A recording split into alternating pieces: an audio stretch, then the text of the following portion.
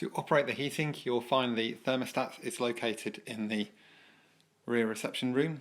It is located on the fireplace, and this is where it should always be.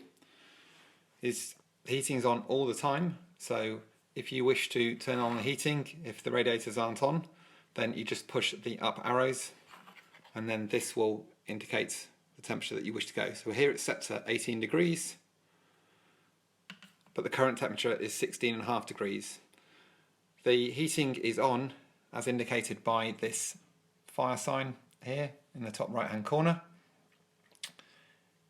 If you find that the heating is off, then it's either likely the house is at temperature or the thermostat is set low and therefore you need to increase it.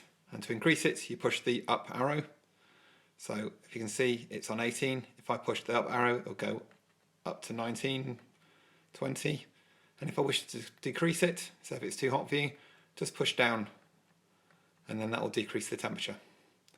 So for example, if I go down to 16 degrees, this will then turn off the heating because it's already at 16.5 degrees.